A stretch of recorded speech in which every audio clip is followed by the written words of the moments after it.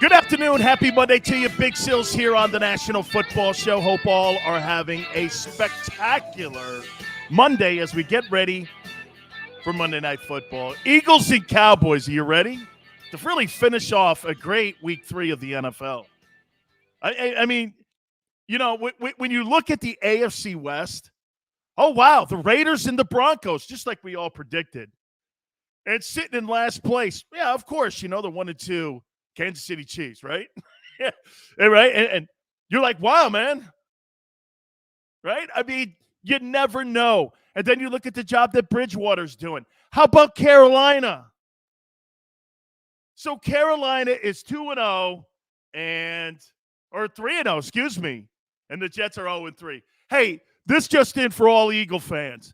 I have never in my lifetime seen New York sports when it comes to professional football in such a sorry-ass state.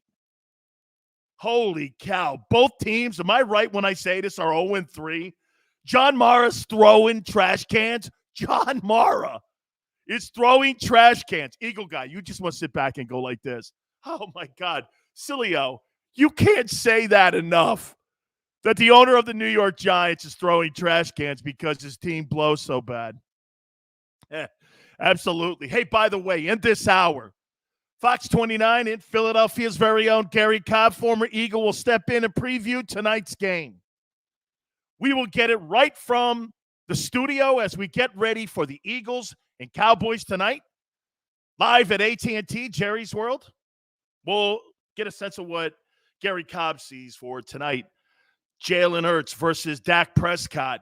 The offensive line versus the defensive line of the Dallas Cowboys. By the way, I say this to you all the time, and we so appreciate the way everybody comes aboard with us, and we thank you so much because you guys add to the show now. He's your side. Thank you for coming aboard. We appreciate it. Thank you. Hungry Python, all good. Anybody brings any question to the table tonight, we will sit here as we kind of are going to go through like a preview show and what I think is going to happen tonight. We're going to talk, obviously, about the NFL weekend and the schedule and some of the significant games. Not all the games. Did I not tell you to take the Bengals over the Steelers? Steelers are finished. Okay? Did I not tell you? Take the Bengals. Steelers are done. Big Ben is toast, dude. You talk about a pitcher that has nothing left. Ben Roethlisberger, the quarterback for the Steelers, has nothing in the can. Hersher says, New York media freaking out. Say Giants season is over. It is over. The Giants season was over. And by the way, I'm wrong on the Giants defense. I threw that out earlier and said that the New York Giants had a good defense and it may be better than the Eagles. Way off base.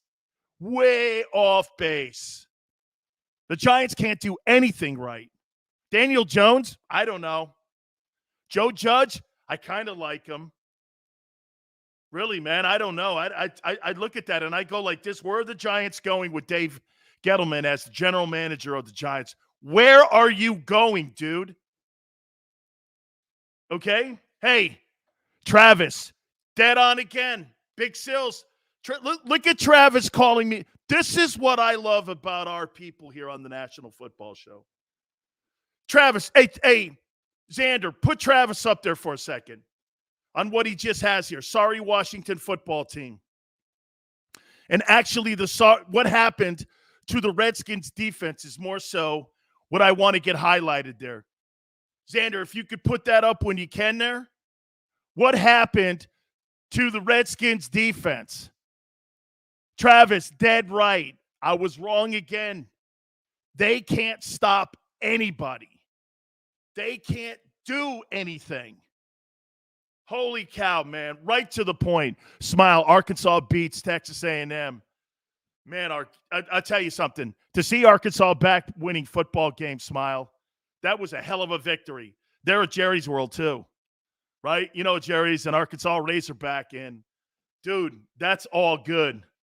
Joey B., how about your Broncos? How about your Broncos 3-0? Hey, Xander, man. You know, he's worried about the Eagles tonight, and he's worried about the Cowboys and getting Garry on at the bottom of the hour. It's all good, man. Let's start in with that game, though. Eagles Eagles and Cowboys. How I see this game playing out tonight. Look, Jordan Mailata's out. Brooks is out in the O-line. Xander was just saying that's 40% of your offensive line. Then you go on the other side with the injuries that you have in your defensive line. I'm going to say it one more time to you. You can't sustain those kind of injuries when that's the strength of your football team. Okay? That is the strength of your football team. Okay? Strength of your football team. I say this. I think that if you are the Dallas Cowboys and you know that there's injuries that are inside the Eagles lines the way that they are, I think you do the two most important things. You run the football as much as you possibly can. And if you're Dallas, you want to get Tony Pollard going tonight. Not so much Ezekiel Elliott. I know Zeke's going to get the carries because Zeke gets the money. But if you're Dallas, you want to test that defensive front seven out. This is going to be a challenge. And I'll give you what the positives have to be for the Eagles to try to win this game tonight. But I'm going to bury the lead here. I think the Cowboys win this game tonight 30-17. Let me write that down here because I don't know. I'm going to put 30-17. I think Dallas does this. I think Dallas gets the running game going. They've been really good on turnovers. They've been getting to the quarterback, not where I'd like to see them getting, but it's improved from a year ago under Dan Quinn, the new defensive coordinator. I would love to hear your guys' thoughts. I say 30-17. The Dallas Cowboys win this game tonight. I think they win big because of the injuries that the Eagles have suffered on that side of the ball. Jordan Mailata, too. Man, that's a big loss, especially when the number one thing we had to get going was the running attack. Ralph says, no, Big Sills, don't do that to us. Ralph, here, I always got to do this, Ralph. I got to be a realist in this thing here. You sustained Graham being hurt on the defensive side. I mean, I think the offensive weapons that are on that side of the football right now, I think this – but remember something, too. This is at their place. You're going to get an opportunity to play them late in the year. And Dallas is not a very deep team. They're not a deep team. Do I think you may catch them at the last game of the year? I do. So hang in there first. Remember, this is a marathon here. I hate to say it, but Dallas is the better team. Yeah, but remember something, Travis. Dallas is the better team on the 27th of September. Every single week, an NFL team changes the page, and it's a new chapter in that book. Cody says Dallas defense is based on turnovers. That's a great point, too. Cade, that's a great point. And I think that stuff is fool's gold. You can't keep that stuff up. You're right. When you look at the true numbers, still at the bottom against run defense. Still low when it comes to sacks, but better. A little bit better against the run, too. They've played better. Not enough to sit here and write championship of the NFC East on. However, they're better there. Giants fans now looking for a Netflix show to watch on Sundays. Dude, I'd rather wash my car than watch Giants football. Giants football sucks right now. Smile, Hurts only put up 11 points last week. 13 of 23 passing, only 111 stinking points. Hurts must improve the output. This is going to come to play calling too, Smile. I'm going to get to Nick Sirianni here in a minute and to Jalen versus Dak. Ralph, to be fair, their whole D-line is hurt. Yeah, man. Hey, you know, both teams are coming into this game. Maybe that pulls the needle closer to a 28-20 game instead of a 30-17. Could you see a 28-20? That would move the sticks a little closer because when you think about it, Ralph, Dallas is a little bit banged up as well. Eagles D is due for a turnover. Man, when's the last time? Really, I'm with you. They've got to create more turnovers. So let me get into this again. So, I think Dallas is going to try to establish the run because one of their strengths is obviously in their O-line too. And they've got a dual back system now with Tony Pollard and with Ezekiel Elliott. Okay? I think you're going to want to run the ball against the Eagles, and don't surrender it if you're Kellen Moore, the offensive coordinator. You've got to try to run the ball right down the Eagles' throat. If you do anything, take the game film of what you saw last week versus San Francisco, and you saw San Francisco take control of that football game in the second half. Kate says, what do you think it is with the Giants? Garrett, head coach. Kate, I think it's the entire system. I think ever since that they ended up firing Reese, or Reese stepped away from the game, and Tom Coughlin wasn't in the building, it changed the culture in the Giants. The Giants have not been the same. That guy, Reese, was a damn good general manager and retooled the Giants when it came to drafts and free agency. I mean, look, they got Saquon Barkley, but what's he done? I mean, what's the pick? The pick has been a non-factor. I don't know, right? Hey, there's always C-SPAN reruns. I love it. Yeah, but the Giants are the worst team in the division right now. And it's actually not close. So, and what you need to do to Jalen, don't let Jalen, if you're Dallas, and I'm going to get to what the Eagles can do to win the game here in a minute. I'm just telling you what to be prepared for here. Ready? If you're Dallas, don't let him break the perimeter down. Don't let him get outside like you saw in that Atlanta game. Don't let him get out into the open space. That's what he wants. His strength is open space passing and his decision-making in open space. That's where he is effectively getting the majority of his plus plays. So Dallas has to keep him in the box. See, personally, I think if you're Dan Quinn, watch this. And let me ask you guys this question here. Let me ask you the question here, okay? You think Jalen Hurts can go on a 10-play, 70-yard drive without making mistakes? Do you think he can do that? Because this is exactly what Dan Quinn of the Cowboys is going to see. Can he go down, you saw what Jimmy Garoppolo did last week against the Eagles defense, right? Well, there are 2 90-play drives or 90-yard drives. Okay, 10-plus plays. That's an NFL quarterback. Birdman says, Sills, 34-31 Eagles win. Book it. All right? I will book it. Ralph says, if there was a breakout game for an Eagle player, who do you think it would be? Boy, I'd like to see Devontae Smith get out there in the open space against that sorry-ass secondary. Okay? Let's get over to that side of the ball now. Let's go over to the Eagles side. Again, you know what? You guys maybe have me walking back 30-17, maybe 28-20. I may go there. 28-20 Cowboys at home. This is what the Eagles have to do. Eagles have to get a running game going. I know you got 40% of your offensive line out, and you got your giant horse out. Hey, man, Dickerson, let's go. Let's get in there. Let's see what you got, son. You were drafted high for a reason. You've got to find out if this guy is going to be a viable dude that could maybe take over for Brooks one day. Brooks' contract is out of hand. He makes a killing. Maybe this is the guy you're going to replace him with. Front office is definitely hoping for that. Tony says this will be a tough game. I say Eagles win 23-21. You're saying they're going to contain Dak then, right? Mike Smith, Gainwell is going to have a big game. Mike, here's the thing, though. You're signing him off the practice squad, right? LeBron, you're smoking crack if you think the Eagles are losing.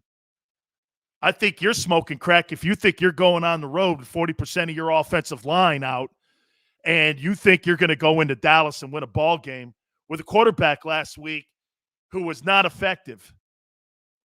Okay?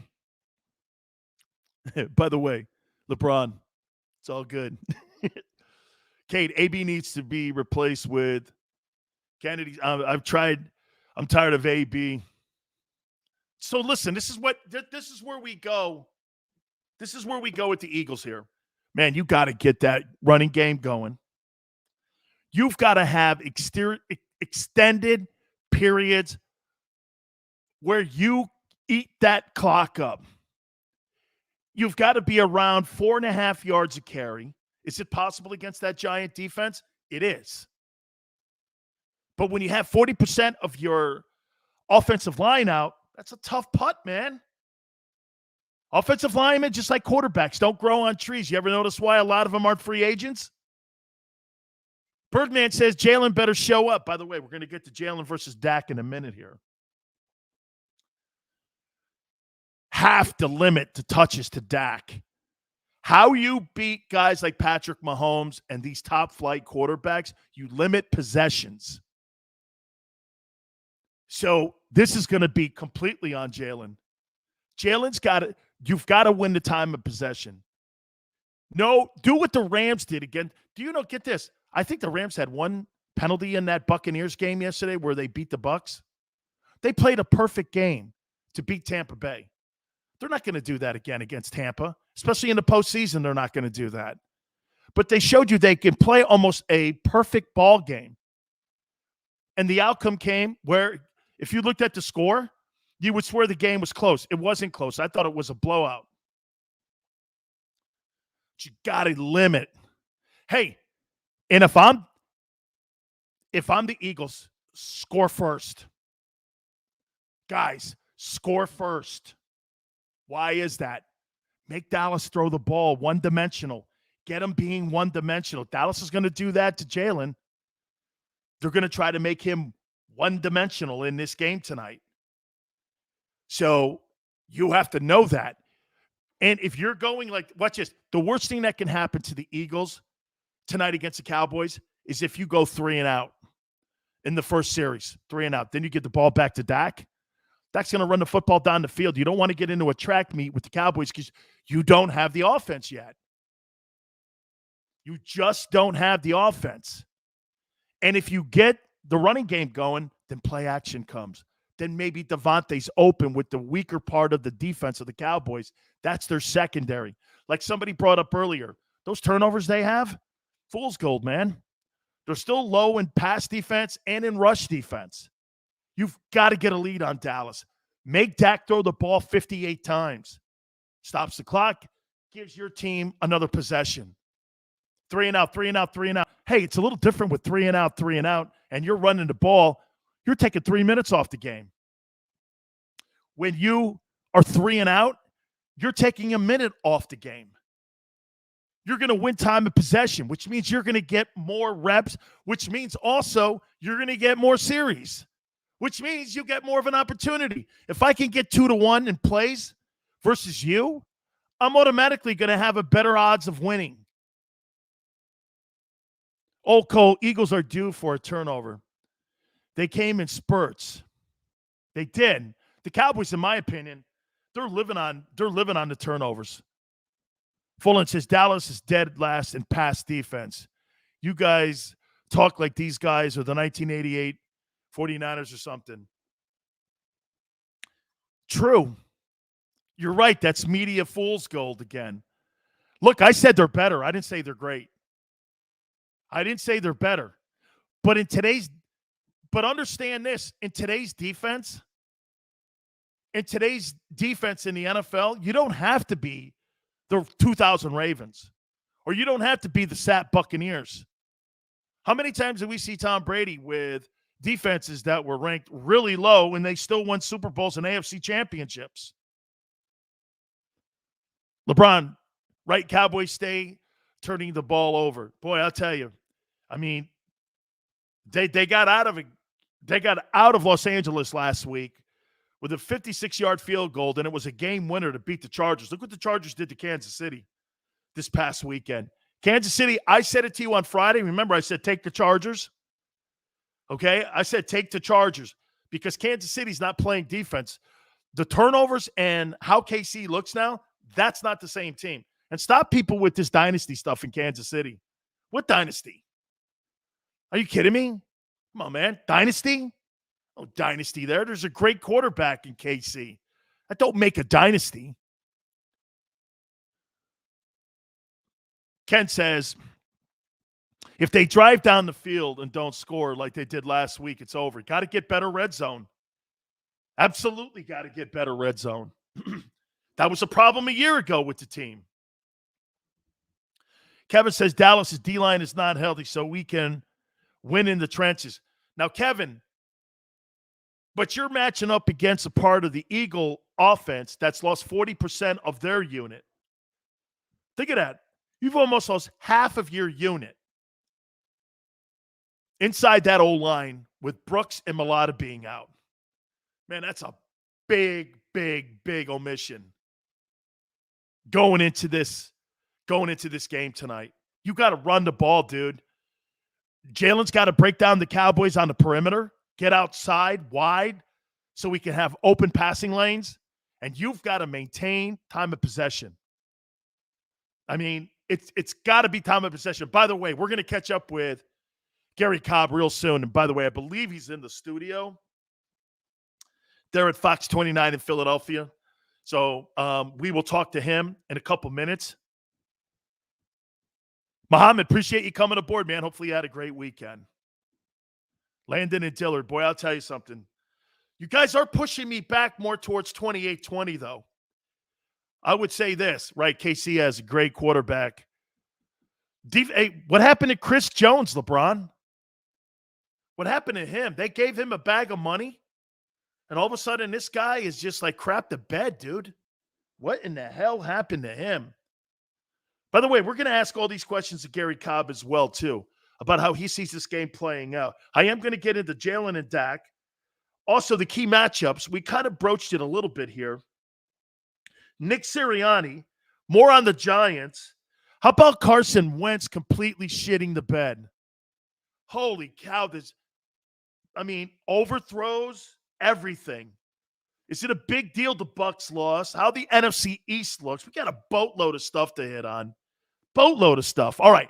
All your questions, please line them up. Garry Cobb's going to join us from Fox 29 in Philadelphia.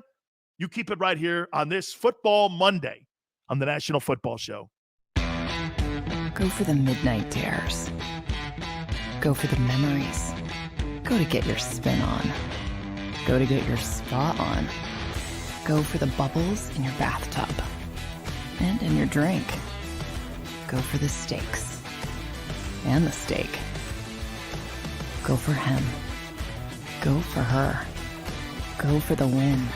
Go to Ocean Casino Resort. Book your trip at theoceanac.com. At Stateside Vodka, every new customer gets the world's best rocks glass. Free. What's that? A rocks glass? You're telling me that bottle is cut in half? You could say that. Holy shit. The glass is for cocktails, right? It's for this, and that. Is the length of the glass equal to your... You betcha. But is it made out of... Glass? Yeah, okay, but is the rip... Smooth? Will you stop doing... That?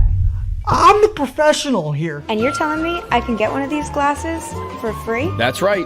One free rocks glass per customer with each first-time purchase of Stateside Vodka. All from the company that's highly awarded.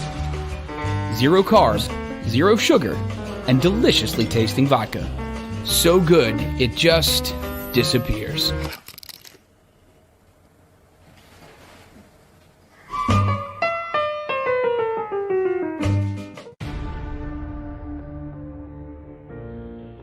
When it comes to the fight against insurance companies, large corporations, and the healthcare industry, injured victims are always the underdog.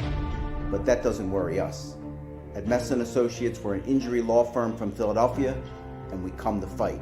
Our clients know that they've got representation with a chip on its shoulder, and it's the same chip that makes Philly the toughest city in the country. Call 215-568-3500 or visit us online at messalaw.com. Messa & Associates, the toughest injury firm in Philadelphia.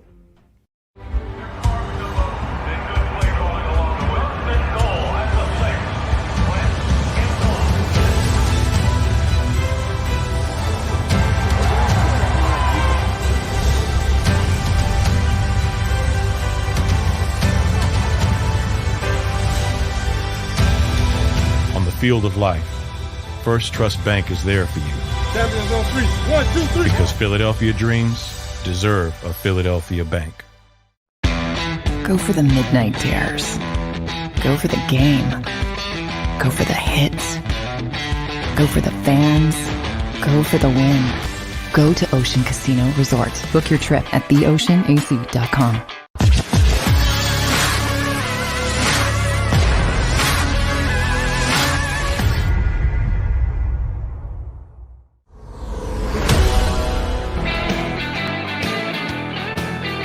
Welcome back. National Football Show, Dan Sileo. Garry Cobb from Fox 29 will join us in a couple minutes. How about some telling games in the NFL on the schedule yesterday?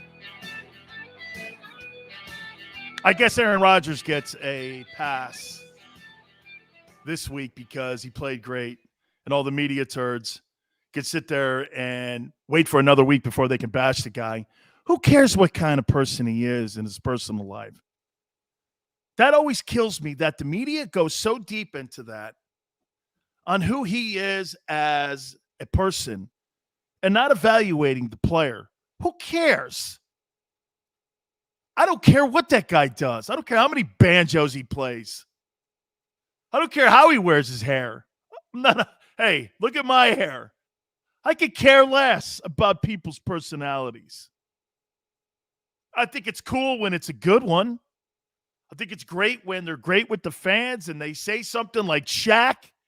Shaq's one of my favorite athletes of all time because he gets it. This guy's not a penis every day.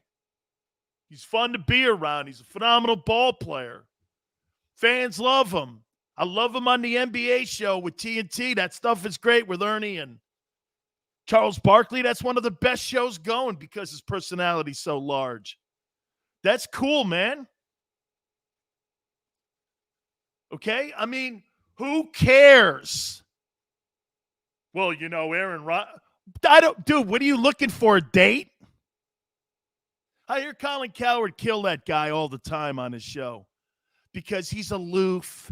He's not friendly. I'm like, what are you looking for, a date, guy? Right? What's the big deal? Who cares?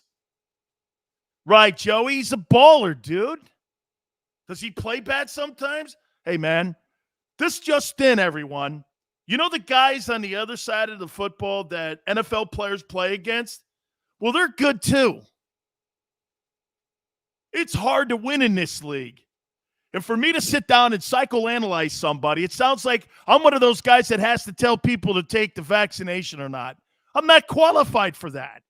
I'm not qualified to be a therapist. Well, you know, I think this guy here needs to see a shrink, and this guy, Jesus criminy.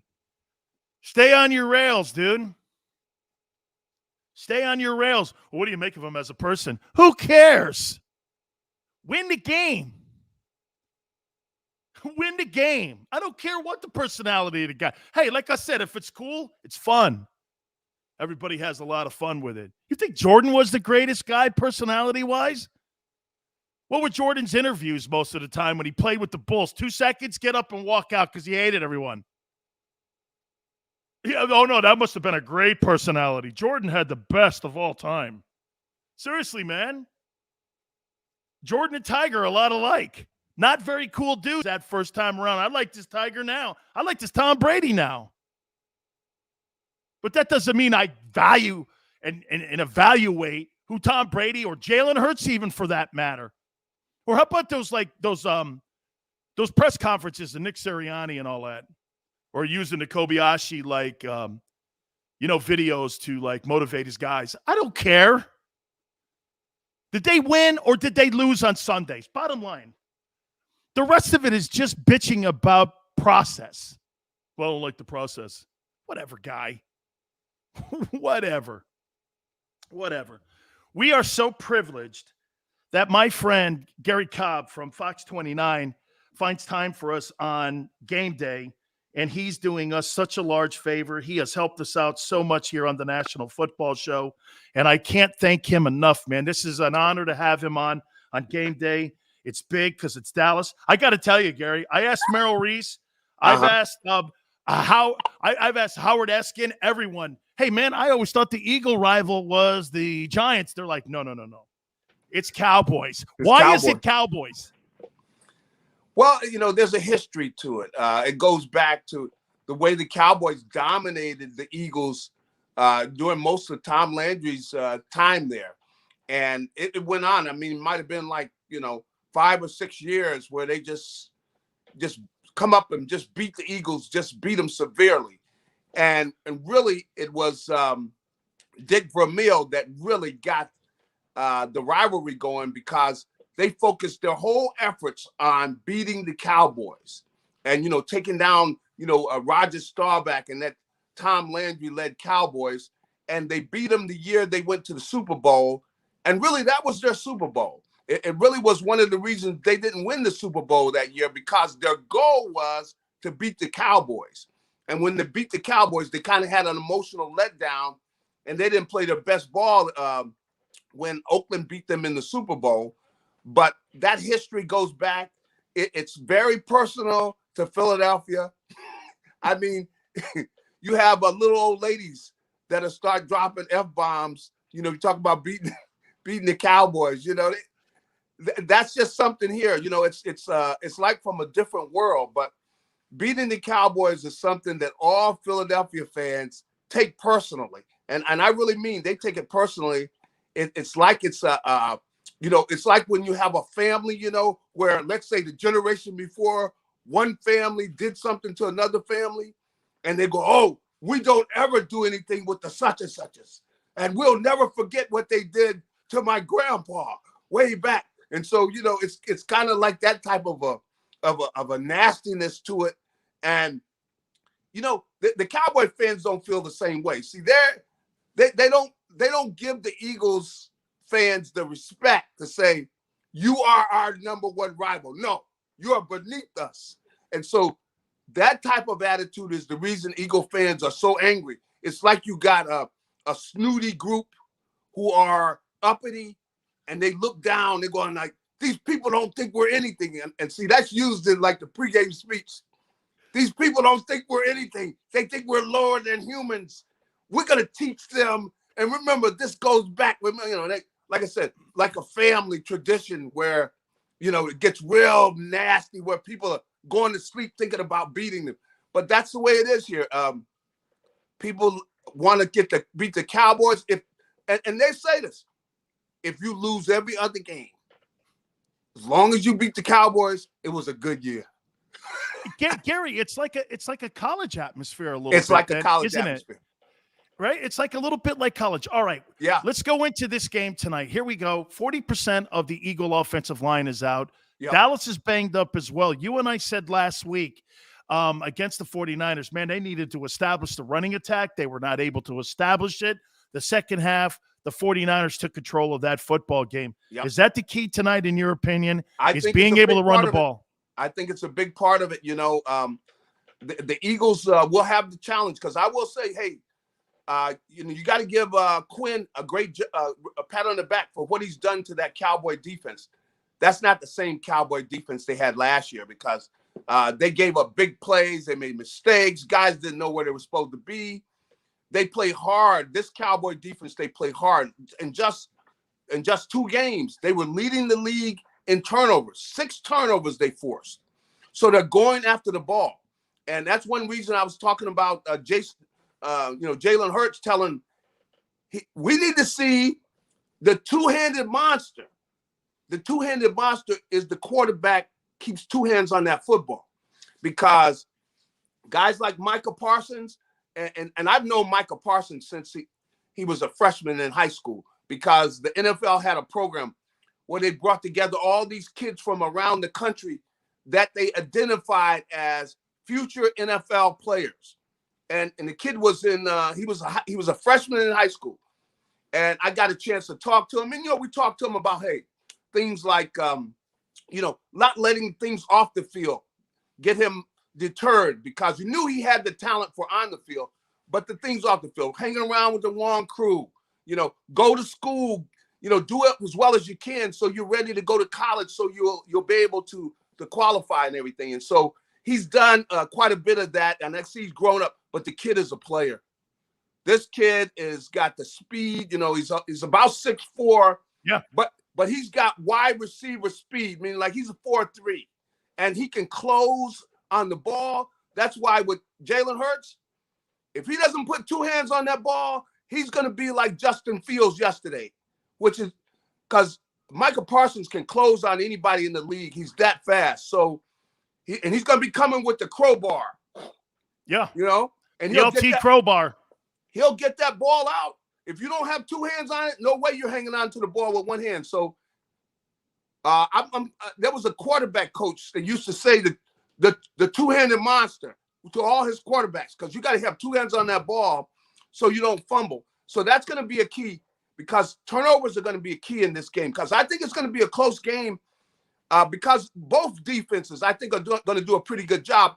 And you're going to have some of the teams moving. Now, I tell you, I'm really concerned about the Cowboys because Dak Prescott is a fully he's a professional quarterback, meaning like he understands the game. It's 1, 2, 3, and that ball is out. He reads the defense even before he's taking the ball. He's got that kind of feel for the game now. So they've got their work cut out for them stopping the Cowboys, because they got a running attack. You got Zeke and really Parsons or the kid Tony Pollard. Tony Pollard, see, he's got that quickness, and I've seen it where, you know, he's just faster than Zeke now. He's quicker.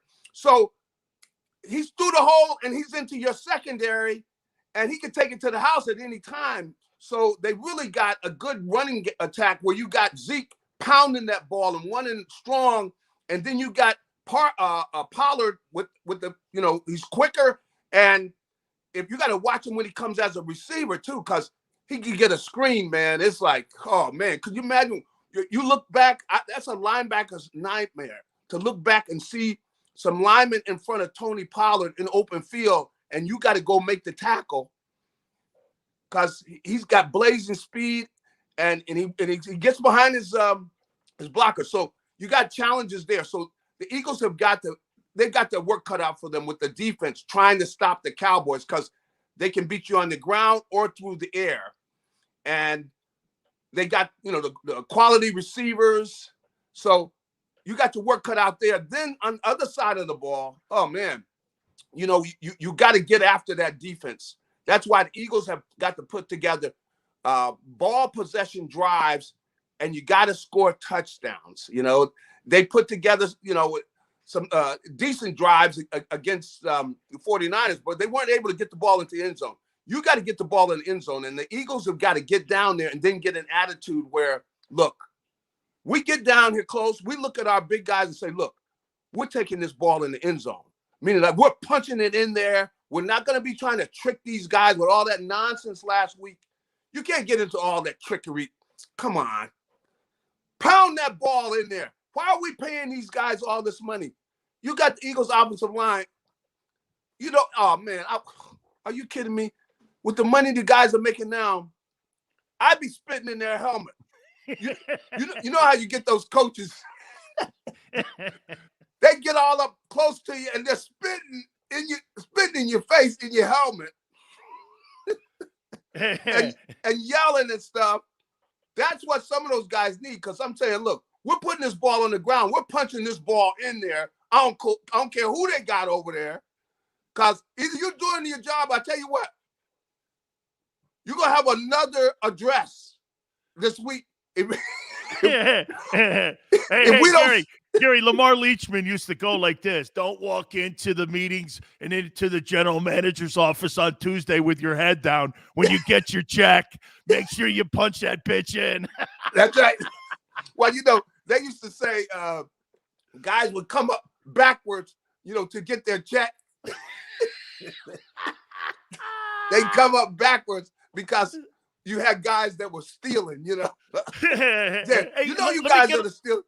Let me get over here, Garry. Okay. So how do you defend Dak? And if you're Sirianni going into this game, you just mentioned no Philly specials, be tougher in the red zone here. How would you defend Dak knowing this? Again, they've got the dual backs. They've got Zeke. They've got Pollard. They've got CeeDee Lamb. They've got Amari Cooper. Their O-line is healthy. The other side of the ball is the issue. Is it limiting him in possessions?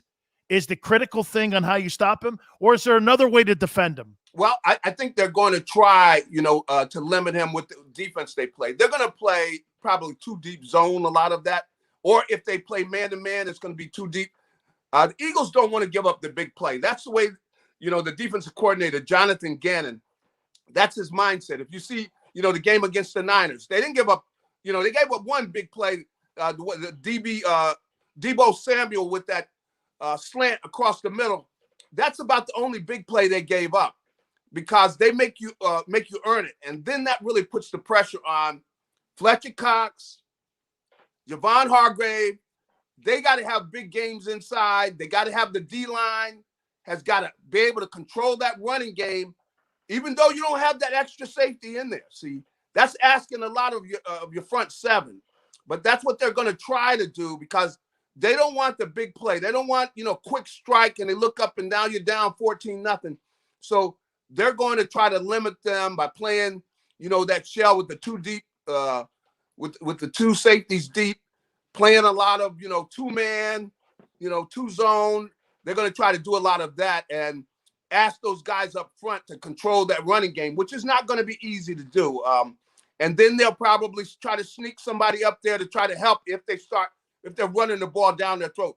But they don't want to give up the big play. That's the way they've decided to play, that they would rather you run the ball on them rather than, hit them with big plays, 40-yard, gaps where you're just tearing them up through the air. So this is going to be a ground game, I think, because that's the way they played last week. And the thing is, Dak Prescott is, I think, much better than Jimmy Garoppolo. See, Garoppolo was just missing people in the first half. He's missing throws that he started hitting later on. But, you look at Dak Prescott, he's better than that. So I don't think they want him to be the guy. They would rather them pound that ball on the ground, figuring that the Eagles offense could stay up with them that way. But we'll see. But I just predict that that's probably the way the Eagles are going to play it, because, that's the way they did against the Niners. Couple more questions here. Yeah. Let me throw this at you here, Garry. So, again, defending both Prescott and Jalen, tell me if I'm off base here. To me, I look at Dak, I got to move him off his spot. Yeah. As you know, these guys who are these true drop back guys like to get to a spot, tap their feet, read the intel, process the intel. So to me, I don't know if that's blitzing or I don't know if that's just games in the middle, but I think you've got to move him. And for the Cowboys on Jalen's got to be better on getting and breaking down the perimeter like he did against the Falcons, because when he got outside and broke the edges on the Falcons, he had clear vision in his passing lanes. He was better in making plays. I think he's really good on the run, actually. Yeah. And you could see that's a comfort zone for him. Yep. So when you look at the matchup going in, is that kind of the defense and how you look at move Dak off the point and try to keep what's-his-name inside the box if you're the Cowboys? Yeah, I think you're right. I think that, that Jalen really is at his best when he's putting that pressure on the defense with his legs and he rolls out. He looks downfield, and I think he sees things clear. He's only reading one side of the field when he does that, and you put a lot of pressure on the defense, because once he's headed, once he looks like he could be headed downfield. See, some guys leave their coverage, and they'll come off because they know a lot of times the defensive line is not going to catch him. So that's going to be the way they probably try to get him in those kind of situations where they get the running game going, then you run play action and you're rolling them out like that. So that's the way the Eagles hope to be able to put that kind of pressure, especially in the red zone. And the big thing is they just got to get physical with their running game in order for the Cowboys to have to respect them. And then they'll get Jalen going with the play action pass and those rollouts like that. So we'll see some of that.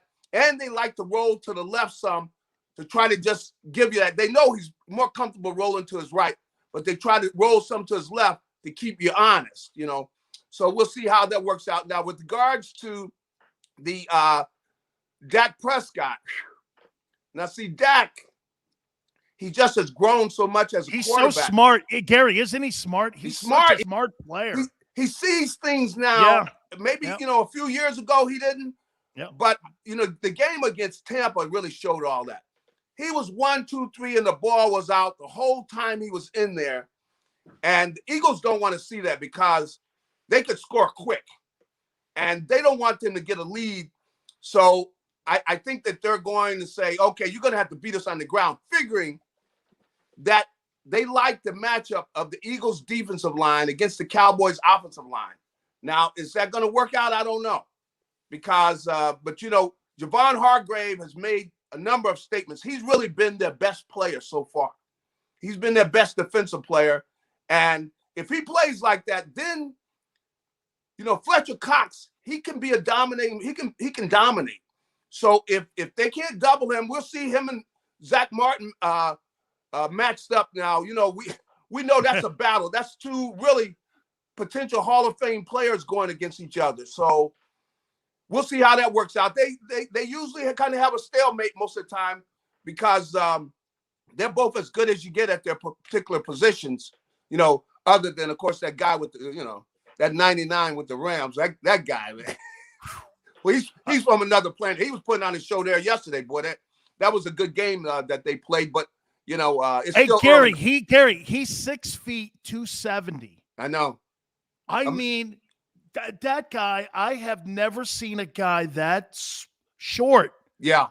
I dominate the position. I mean, he's 10 times better, and I say that with respect to Sapp, better pass rusher. But you know the one thing, Garry, with the players of today that I have an issue with is that he really doesn't play really the run.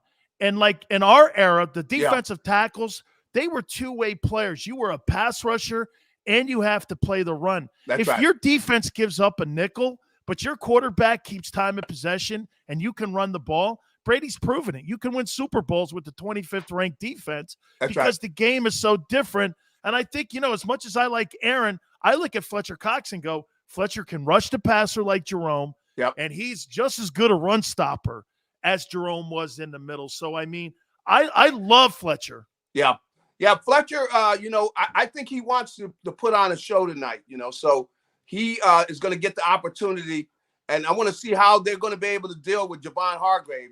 Are they going to have to give him any help?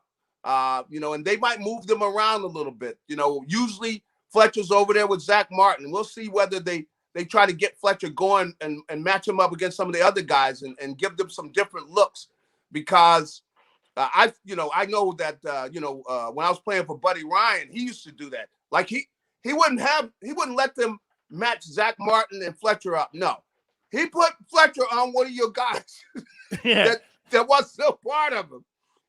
A lot of times, you know, he would put him on the center. Yeah, and tilt him. Hey, that's right. Hey, and if you go, you know, that bear look where you got the guards covered, now you can't help. Now you put that guy in a one-on-one. Hey, would you make Sirianni? Would you make a Sirianni wearing the Beat Dallas t-shirts all week? I liked it. I like it, and it's gonna go. It'll go all right around here, long as they win. Now, if they don't win, you're gonna hear it. Believe me, you're gonna hear this. Hey, get the Harry High School stuff out of here. That's what they're gonna say. Don't come in here with the little Harry High School t-shirts. We didn't hire you to wear t-shirts. You know, it'll get nasty. If he wins, we love you. We love you. Everyone's wearing a t-shirt. That's right. Everybody have a t-shirt. But if they lose, that's the thing is, you know, the gun you bring in, they'll shoot you with your own gun. Garry, finally. Yeah. I'd be remiss if I didn't ask this question. I have to throw this at you. What do you want to see shake out at USC? What type of person has to take that job? Does it have to be a pro guy? Does it have to be a college guy? What type of person? Because when you played there, I was telling Tony Baselli this the other day. Mm-hmm. The stars of the team used to be the defense, the offensive line, and running backs, and they've completely gotten away from that.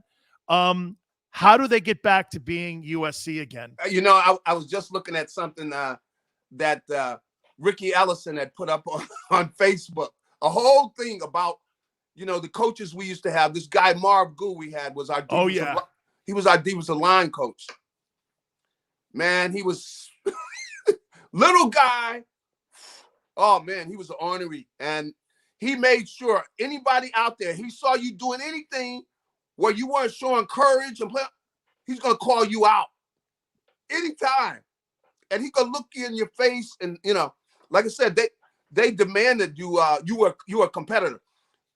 It's got to be somebody that's a good recruiter. See, they do not like the fact that you got these talented quarterbacks going all over the country. The kid that's at Alabama grew up not far from USC. Oh, that's getting the alumni out there very angry. So whoever it is got to be a very good recruiter, you know. So he's got to have those qualities, and he's got to be somebody that they believe can win a national championship. So he's either already have to have won a national championship, he's got to have the type of prestige as a football guy to where he can get the type of coaches. But they want national championships. They want USC competing for a national championship along with Alabama and Clemson. Boy, that was ugly. On Saturday, Clemson. NC State. Damn. But they want those guys. Mike Quick went there, so he I guess he's celebrating because they couldn't smell beating Clemson. But anyway, they want a guy that can recruit and somebody that's got national championship type of pedigree. So I hear people talking about Penn State's guy. Yeah. Because he is a recruiter, but he doesn't have any rings, though. And James Franklin. They want rings. Yeah, James Franklin. Rings, so they're talking James Franklin, and I'm like this. Yeah. I'm like, you can't lose all those kids at around Los Angeles, and they're going. JT Daniels is going to Georgia. You got people transferring. Finally here, Garry. They're angry about that. I used to tell people this: people transfer away from USC. That was like getting the golden ticket. That's right. That's right. And but see, it's got to be built back up. And whoever it is, they're gonna make a nice check. Oh yes, because they don't really care about the money, but they want somebody that's. They got to go out there. You got to win. So the big thing is recruiting. You got to be able to go in those tough neighborhoods. Hey, like Jimmy Johnson. Hey, you got to be able to go in there, whatever, eat, whatever, some pinto beans or whatever they got cooking. You know what I mean? You got to eat them and go, hey, mama, no, these are great. These are great. Hey, we need your boy. Those grits. Holy cow, I haven't had grits like that. Hey, give me some more of them grits. Hey, Garry, have a great broadcast tonight. Thank you so much for doing this, my friend. It's an honor to have you on. Thank you, brother. Hey, have a great one. You got it. That's my friend Garry Cobb. We'll take a brief timeout. Get back to your takes. You keep it right here on the National Football Show. Go for the midnight dares. Go for the memories. Go for the view that goes on forever. Go for the bubbles in your bathtub and in your drink. Go to bed whenever you want. Or don't. Go for him. Go for her. Go for the win. Go to Ocean Casino Resort. Book your trip at theoceanac.com. At Stateside Vodka, every new customer gets the world's best rocks glass. Free. What's that? A rocks glass? You're telling me that bottle is cut in half? You could say that. Holy shit. And you're telling me I can get one of these glasses for free? That's right. One free rocks glass per customer with each first-time purchase of Stateside Vodka. So good, it just disappears.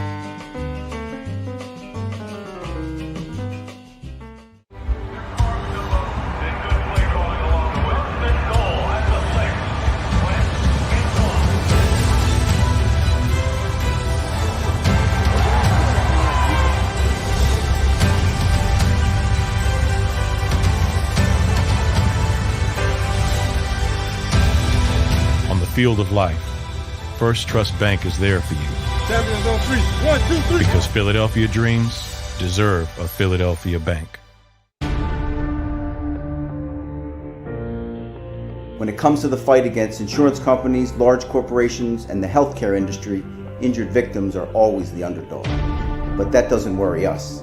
At Messon Associates, we're an injury law firm from Philadelphia, and we come to fight. Our clients know that they've got representation with a chip on its shoulder, and it's the same chip that makes Philly the toughest city in the country.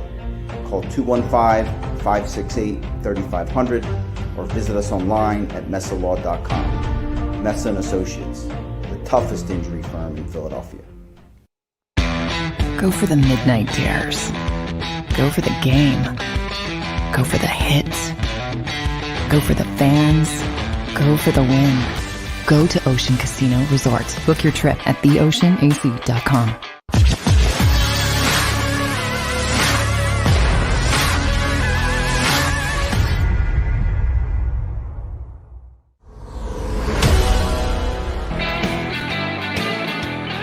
Welcome back, National Football Show. Dan Sileo.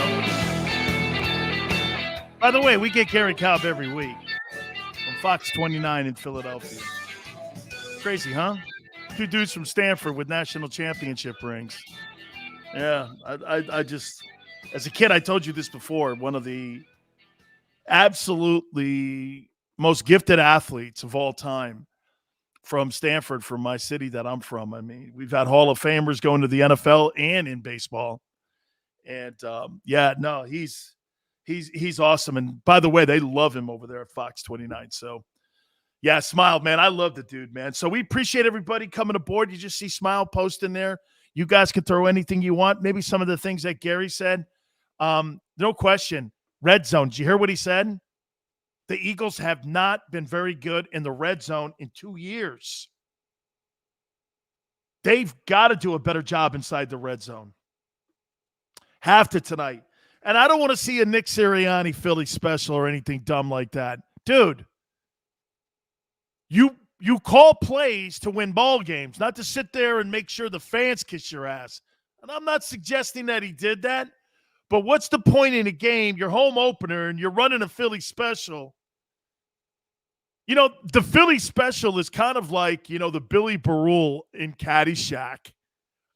Oh, Billy. Oh, Billy. You bring that baby out when you need it. And you're on the 18th. And you got $25,000 on the line with your boys. And you bring the Billy Barul out. Oh, Billy. Okay? That's what the Philly special is. You crack that thing open and take it off the top shelf when you need it. Not when you're trying to get the fans to go, wow. And know this, too. Why that was a fundamental flaw by Sirianni, doing that to the Philly fans and to the Eagle fans and to the Sixer fans. You can't do that to them. They're not going to give you the autonomy to go, yeah, bring that baby out. You know what? Congratulations. Way to look at our history. People want wins, man. The Eagles want you to win ball games. They're not rooting against you, bro. They're rooting for you. For a bit. You think Eagle fans are rooting against you? You think they were rooting against Ben Simmons at the beginning? Absolutely not.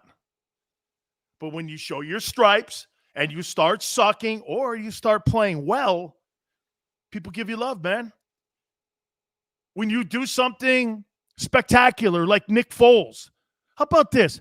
You really think Eagle fans do this when you think of Nick Foles, do you think a great quarterback?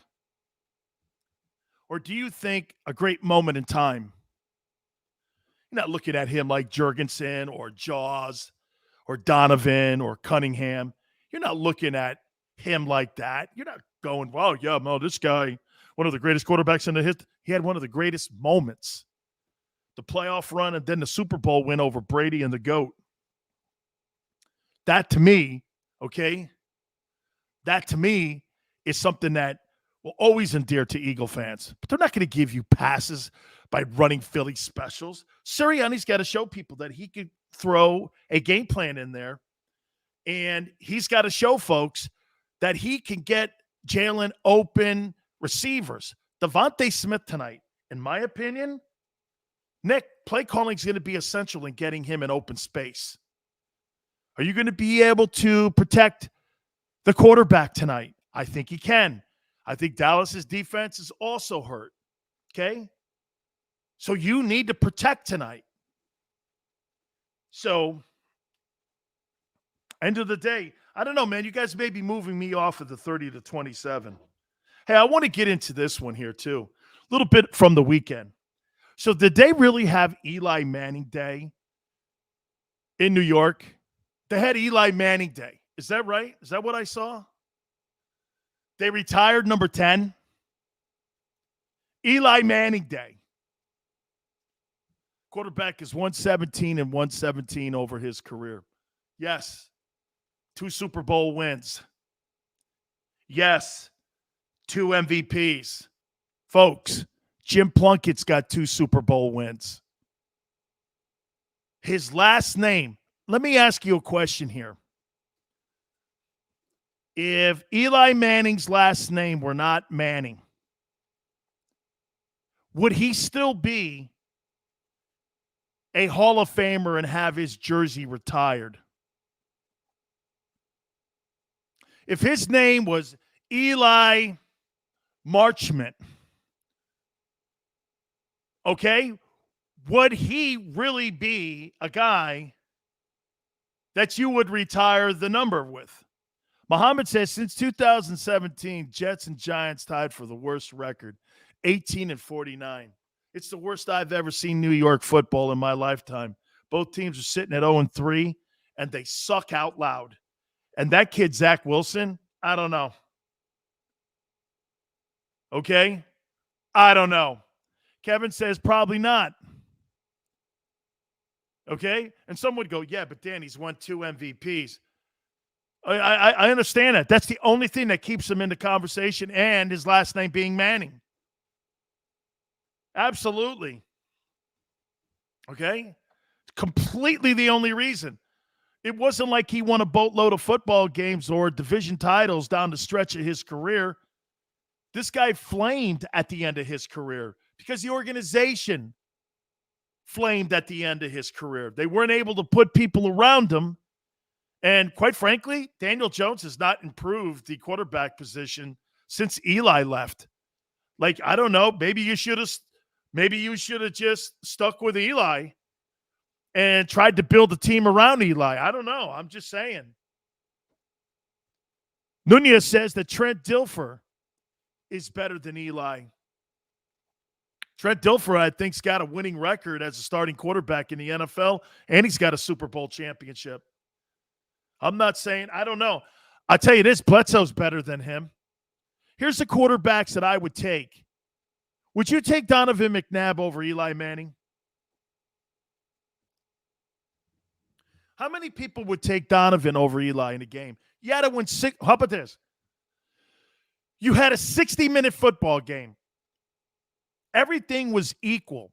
Running backs, offensive line, defense, coaching, everything. Like a NASCAR race.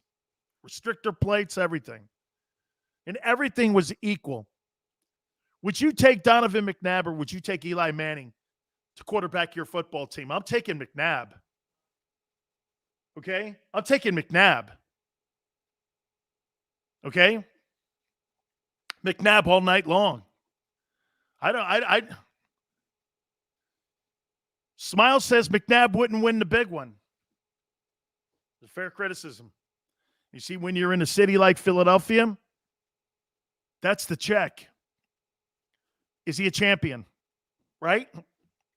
When you think of Bobby Clark, or you think of Dr. J, or you're thinking of some of the people that have won, Mike Schmidt, right? Carlos, I'm with you with McNabb, man. Legends of Philly, I'm with you too. Muhammad, I get it. Eli has 2 rings. Again, like I said, though, so does Jim Plunkett. Eli Manning Day? Jesus criminy, man. If your best moments, how about this? If your best moments are in your rear view mirror and not in the front window, you need to adjust that. And right now, the Giants' best moments are in their rear view mirror. The Eagles, the last 2 years, they kept looking in the rear view mirror. Tonight is a game where they have to look in the front window and through it to get a game like this. Garry thinks this game's going to be close tonight. Carlos says, Dano, what's the Canes going to do?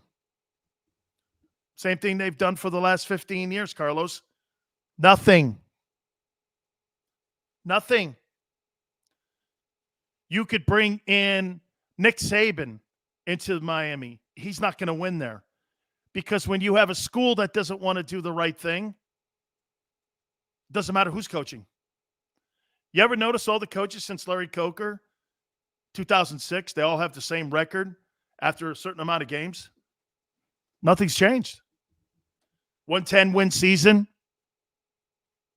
And the last 17 years? I don't know. Nothing. You know why?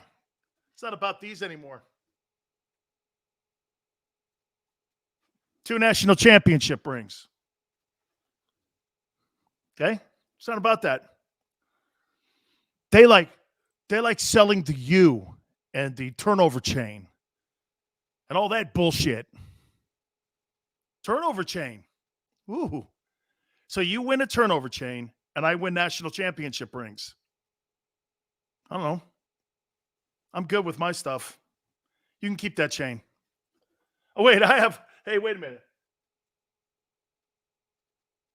I got a turnover chain. Somebody sent me one. I went like this. Yeah, well, I'll never wear it.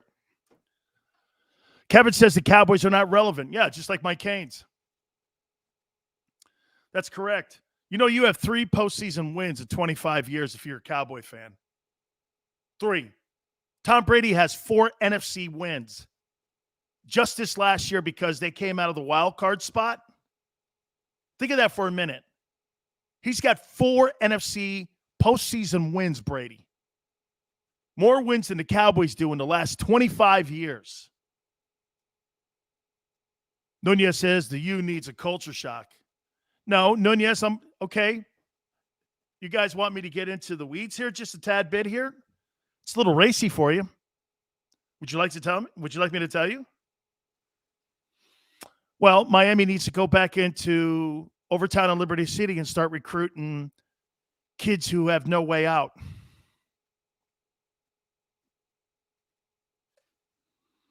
These are places that nobody used to go into. Now Nick Saban and Dabo Swinney walk into these places and pull these kids out of South Florida. You walk into a single-parent black home where it's mom and 17 kids, and there's no way out. There's no way out. Jail, Army, sports. God, I love those kind of guys. Because the guys that take the sports route,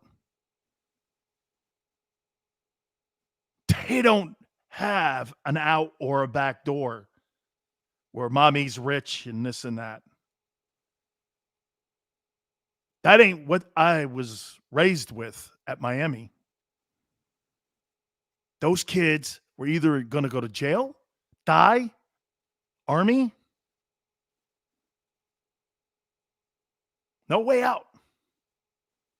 Oh, and that kid I said of 17, that was Michael Irvin. 17 brothers and sisters. A 1-bedroom home. We won't recruit those kids anymore. You know why? Because Miami is a Duke of the South. You know, high standards.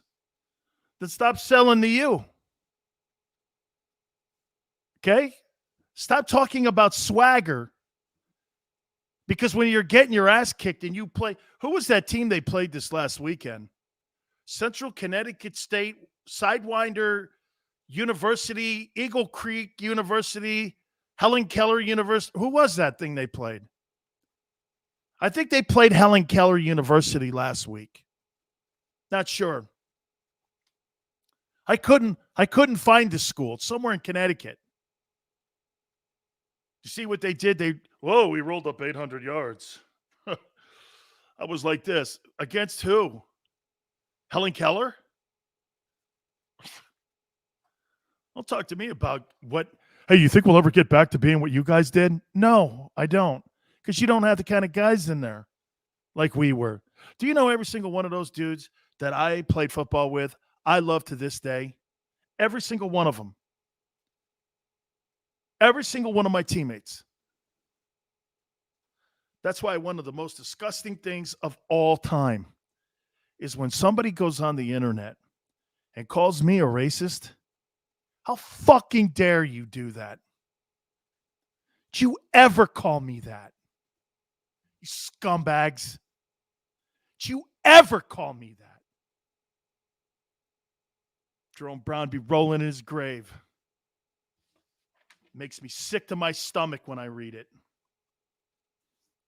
I have no idea who I am. No idea what I've been through and who I am and what I'm capable of. Look at me, I'm talking like I was in my 20s. Let's move on. It is a football Monday. Okay, so we've now done this, right? Eli Manning Day. Hey, Eagle fans, Carson Wentz is not. I made a tweet. Yes, Birdman. I think they're going to put him down in a stance. I think they're going to put Parsons down tonight.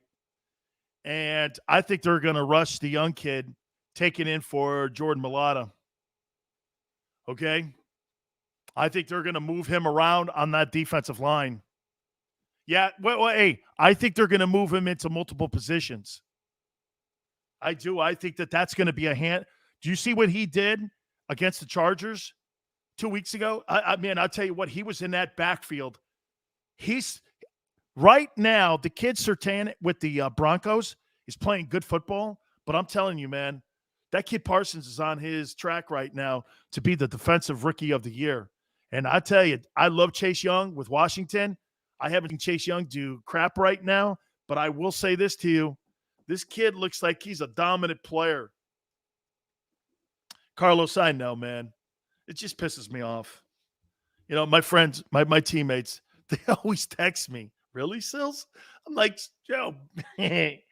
Hey, can you guys believe – wait a minute. I'm going to throw this out. Can you guys believe how bad Wentz is playing? I can't. Sign says it's Eagles-Cowboys on Monday Night Football. There are a bunch of fans on both sides who already are shaking with anticipation. Hey, man, no, it's going to be good, dude.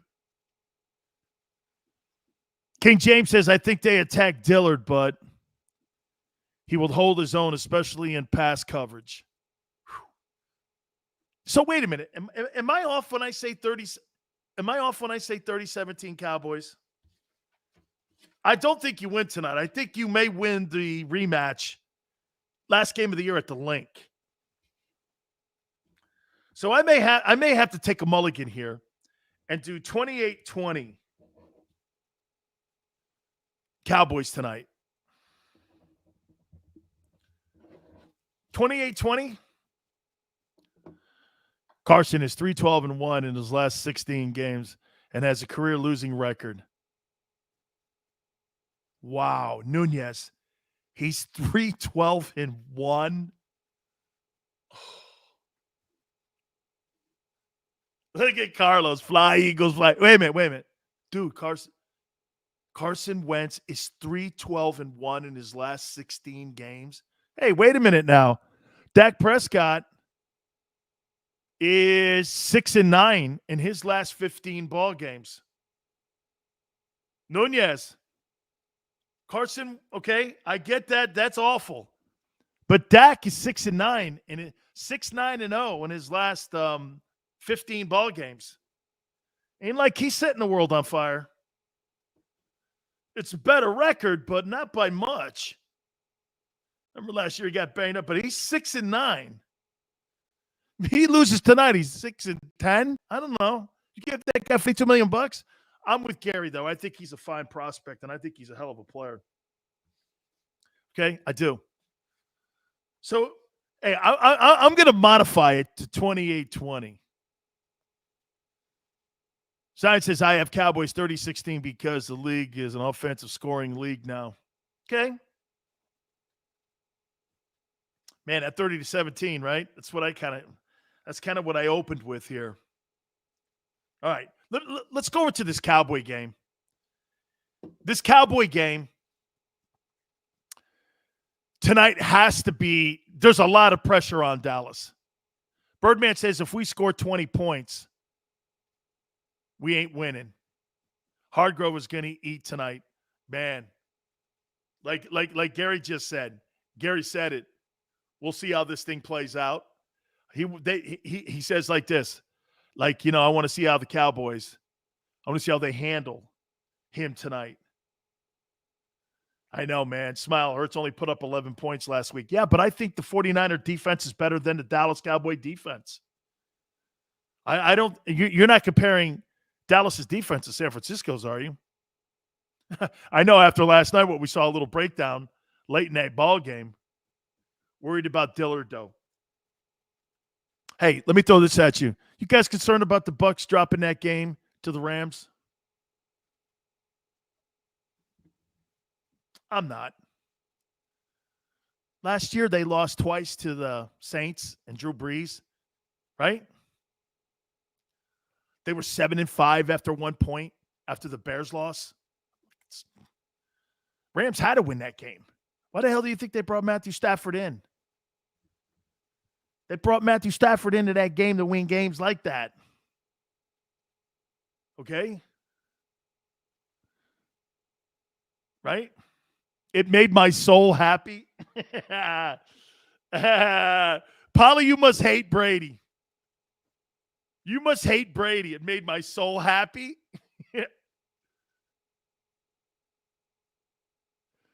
Sweet, just got $10 million a year now. He can eat. Dillard has to play the game of his life tonight. Yes, he does. Brady can lose 7 games in a season and still win a Super Bowl. Absolutely. Get him. He's the GOAT, but I can't stand it, dude. Hey, Polly, watch this one. Here's Tom Brady. Ready? Okay, so I went to Michigan. I have a national championship ring. I have 10 conference championship rings, 7 Super Bowl rings. I'm an MVP 3 times. My old lady's the best, model on the planet. And I'm Tom Brady.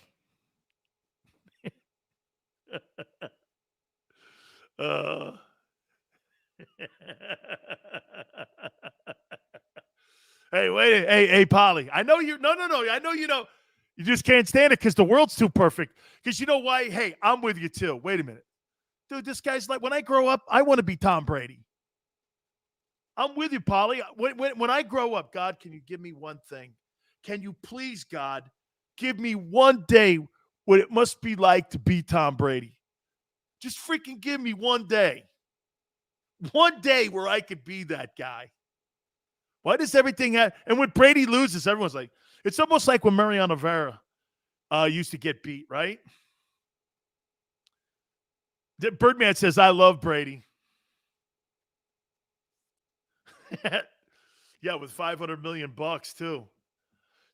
Hey, watch this. Polly, you're right. Giselle's worth $500 million. I mean, hey, how would you like to do? Here's your job. Watch this. Can I do it? How much would you pay me for this? Ready?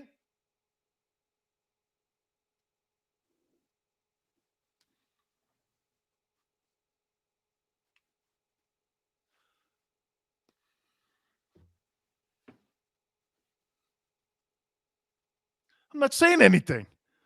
This is Giselle's job. Watch this. She's worth 500. I think it may be 600 million.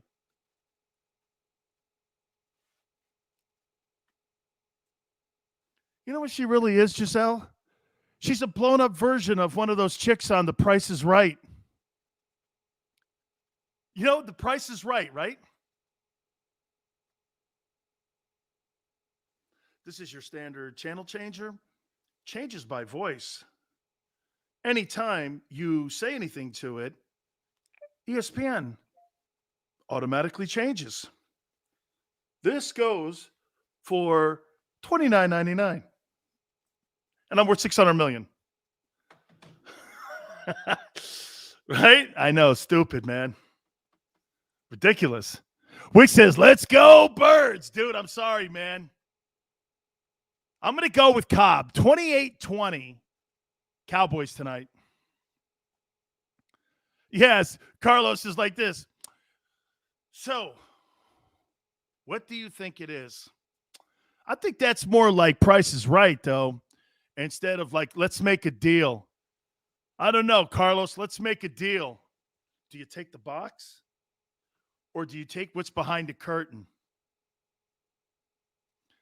I'm going to take the box. How you doing?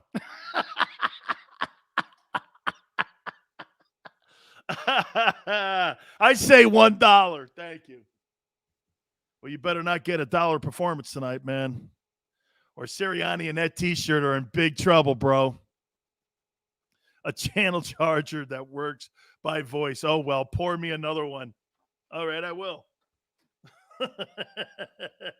All right, I will. Right? All right, I will. I will do that. So why do people feel the Eagles defense is suspect after giving up 23 points and 8 corners? I think it's because of the injuries, Nunez, in the D-line. Okay, and now you're playing a quarterback here. And well, hey, Matt Ryan's a hell of a player, isn't he? And Garoppolo found the receivers in the second half. There were a lot of overthrows in the first half. And that was because of pressure that the Eagles put on them. Yes. Okay, yes. Here, I'm going to show you something here, guys. This plays into kind of what we're talking about here tonight with the Eagles and Cowboys. What do you guys think is wrong with Kansas City? Give me some insight here. What do you think is wrong with Kansas City? Wick says, I didn't mean they were going to win. Losing BG was huge. Milton Williams needs to step up. Cowboys win 27-17. Still go Birds. Absolutely, Wick. I get it. You're being a realist. I think you're going to catch him on the flip side at the end of the season in Week 17. Eagles have better depth than most teams. How are we prepared for this?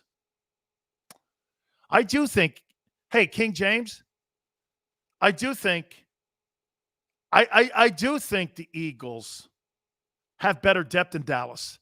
You know why? Why do you think that the Eagles have better depth than Dallas? It's simple. It's money. Jerry's rolled up $20 million in Elliott.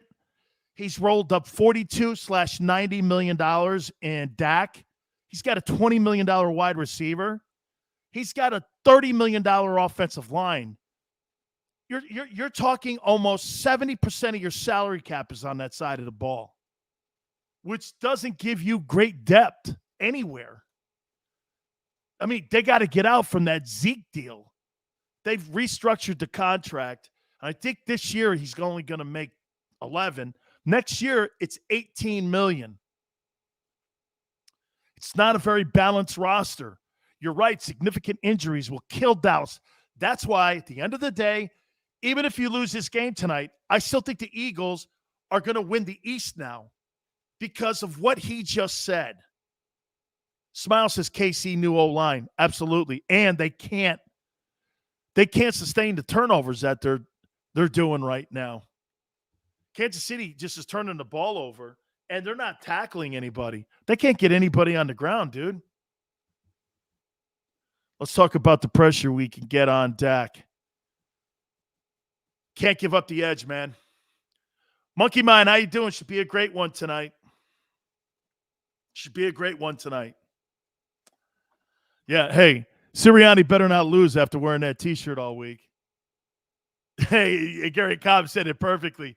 If he wins, everybody in Philly will wear Beat Dallas T-shirts in Week 17. Okay? If that guy loses, go back with the high school stuff. Go back with the high school stuff, dude. Yeah. Hey, tonight, you're Nick. You've got to get Devontae in open space. You've got to try to create. Go Birds, 28-17 Birds. Nunez, Philly, 21-10. Harvey High School. Hey, wait a minute. Smile. You're not calling him Harvey High School, are you? Remember Doug talking crap and they lost? How did that go over? Harvey High School. I'm going to use that. I'm going to steal that one. Hey, Aaron Rodgers shut people up. One of the other telling things in tonight's game that's going to tell us a little bit about the character, too. Hey, man. Charles, you've got to – no. Are you talking blitz Dak? No way. Not blitzing Dak. No way. Listen, I've got to take a timeout. We'll get back to all your takes. Promise you. I'll hit on that blitzing. Should the Eagles blitz Dak? Should they blitz him? More tight end from Jeff. We'll hit on all that. Keep it right here on the National Football Show. Go for the midnight dares. Go for the memories. Go to get your spin on. Go to get your spot on. Go for the bubbles in your bathtub and in your drink. Go for the stakes and the steak. Go for him. Go for her. Go for the win. Go to Ocean Casino Resort. Book your trip at theoceanac.com. At Stateside Vodka, every new customer gets the world's best rocks glass. Free. What's that? A rocks glass? You're telling me that bottle is cut in half? You could say that. Holy shit. Glasses for cocktails, right? It's for this, and that. Is the length of the glass equal to your... You betcha. But is it made out of... Glass? Yeah, okay, but is the rib... Smooth? Will you stop doing... That? I'm the professional here. And you're telling me I can get one of these glasses for free? That's right. One free rocks glass per customer with each first-time purchase of Stateside Vodka. All from the company that's highly awarded. 0 carbs, 0 sugar, and deliciously tasting vodka. So good, it just disappears.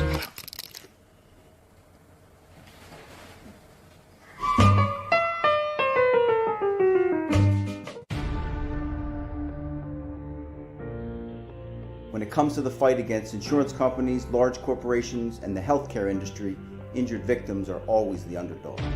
But that doesn't worry us. At Messon Associates, we're an injury law firm from Philadelphia, and we come to fight. Our clients know that they've got representation with a chip on its shoulder, and it's the same chip that makes Philly the toughest city in the country. Call 215-568-3500 or visit us online at messalaw.com. Messon Associates, the toughest injury firm in Philadelphia.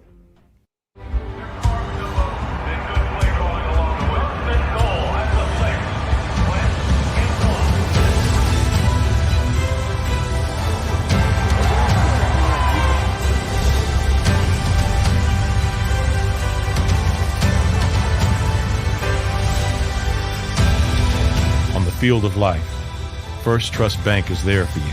Champions on 3. 1, 2, 3. Because Philadelphia dreams deserve a Philadelphia bank.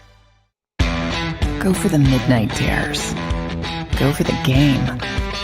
Go for the hits. Go for the fans. Go for the win.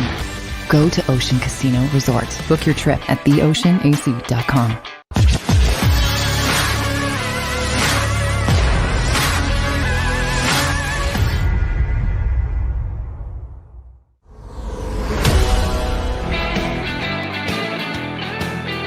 Welcome back. National Football Show, Dan Sileo. Jeff, I've always said the same thing. Isn't spiking the ball intentionally grounding? Yes. It's the clearest definition of it. Never gets called. I get it. I understand. One of the crazy nuances. And the worst rule in history of football is what? A team that's going into an end zone fumbles the ball through the back of the end zone. The other team gets the ball on the 20 going out. I mean, right? Shouldn't you get the ball on the 1? Or at least on the 20? And you know what I mean? I mean, why does the other team get the ball? Why do you get penalized? It's the severest penalty outside of an ejection. You're running. Your guy drops the ball in the end zone, goes through the back of the end zone. The other team gets the ball, 20 going out. I always said, what is how did you even get to that as the result of that penalty? Okay, right? I hate that. So the effort you give, you lose the ball, then the other team gets it, and they go, I hate that penalty, man. Side likes it. Of course you do, man. Let's go full Jimmy Johnson defense with those old school dudes back in the day tonight. There was a really good question asked. Michael Hurts just said it too. Eagles left side is suspect. No Jason Peters. Randy Gregory going to be a problem. Yeah, probably coming off the COVID too. Well, you've lost 40% of your offensive line tonight. It's clearly going to be a factor. Now, remember something. When you sustain that kind of injury, what do you think Sirianni should do when you have those kind of losses in your offensive line? What would be something as a game plan that you're going to sit around with your coaches? What's the thing you have to do, in your opinion? Sai says, hold on to the ball. Absolutely. That's a given. No turnovers. Which means 2 hands on the ball, Jalen. 2 hands on the ball. None of this high school stuff, None of this college stuff. Keep both hands on the football. Football protection tonight. Screen passes, Smiles says, to slow down the middle screens. It's always a good formula to stop a good pass rush.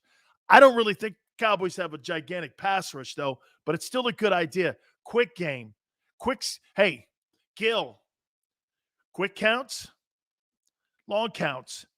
By the way, can I say something, guys, that Jalen does an absolutely poor job of? Okay? He is bad on the snap count. He becomes too predictable.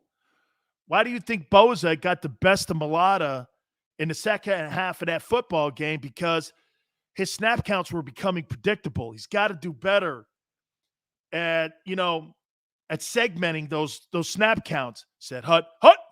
He used to do that and get 15 yards a game. John Elway was notorious for that.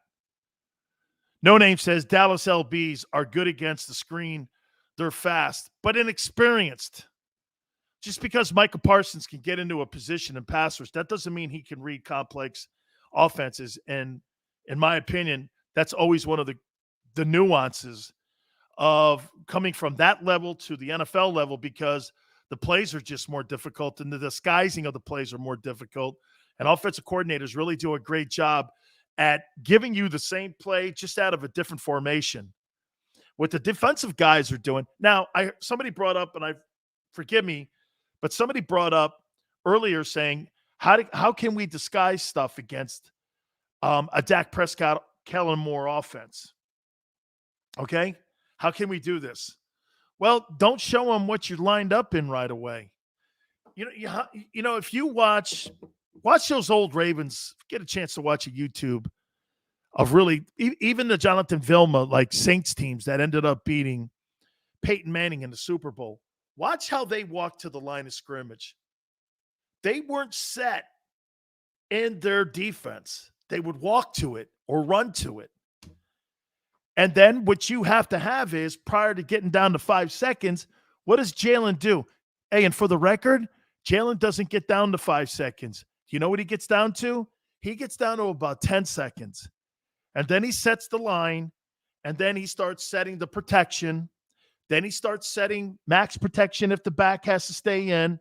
Then he has to also set the tight end with check and release. All of that for a young player. If you're Peyton Manning and Tom Brady, you could do that at 5 seconds, but you still need time to set the defense and the blocking scheme for your O-line. Remember, there's a lot more things that go into setting the play. So when you go to tonight, when Jalen goes to the line of scrimmage, okay? When Jalen goes to the line of scrimmage tonight, Jalen's going to look and he's going to see the Cowboy defense, where they're lined up. He's going to identify the strong safety, and he's going to identify the will backer. Okay? They got a will because they're 43 under Quinn. What are you doing here? Okay? You get to the line of scrimmage. Then you start sending fake audibles out. Then you send guys in motion. Then they start your hope that will set in their defense. Then you've got to go set. And what that means is your old line is set now, and you've got to set blocking schemes. Is it going to be man coverage? Is it going to be man? Or is it going to be zone blocking? Are you going to check out of that? He's got a lot to do, especially with 40% of your offensive line out tonight. Okay? Michael, nobody's saying he's dumb. It's part of – see, this is what Michael doesn't get. In college, Haas, they tell you where to throw the ball. In the NFL, you've got to know where to throw the ball, and you've got to have blocking schemes. That's all on the quarterback at the line of scrimmage. He wasn't doing that at Oklahoma or Alabama. This is a brand new deal for him. Why do you think Zach Wilson is struggling his ass off up in New York with the Jets right now? Because he has to basically set the offense. Not the guy with a chalkboard on the sideline giving signs like this. NFL, you got to know where to throw the ball, homie. Hurts better than Justin Herbert? Come on, man. Justin Herbert's 10 times the player he is. Do you think the O-line is going to get a lot of penalties? The way you stay away from a lot of penalties, Wick, if you have 40% of your O-line out,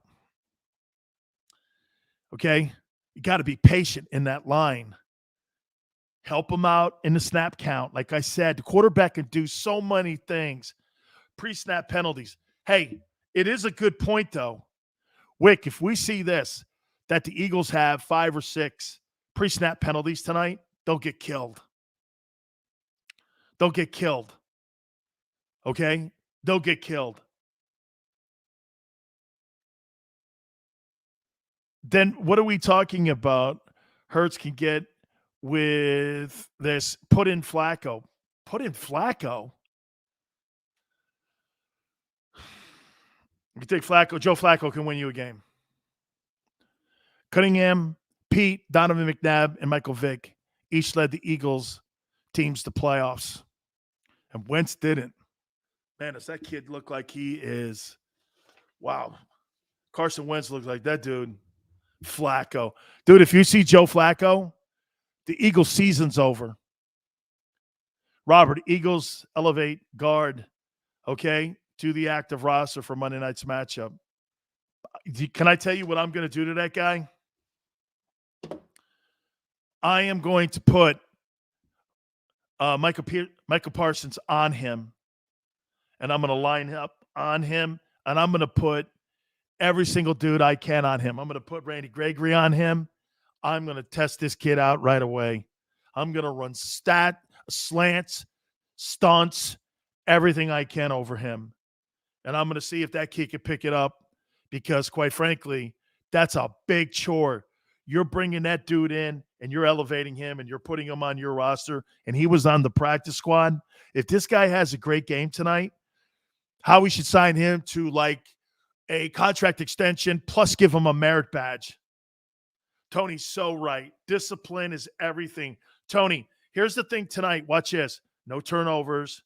Don't give Dak 75 plays. Don't do it.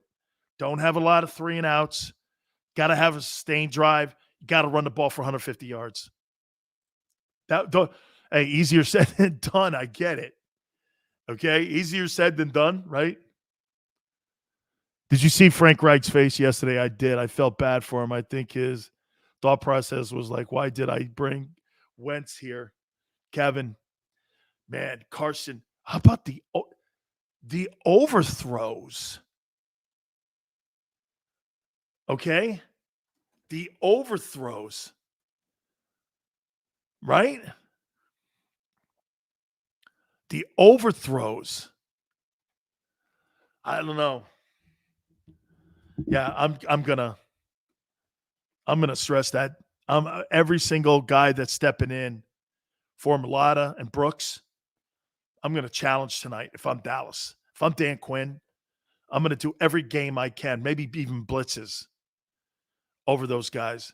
Dallas is not a real big blitzing team, and neither is Quinn, really. They like to get pressure with their front four, but Dallas doesn't really have. I mean, Gregory May, last year he cried because they were like kissing Alden Smith's ass so much last year. But, yeah, no, I don't know. Hey, I want to show you one thing about coaching.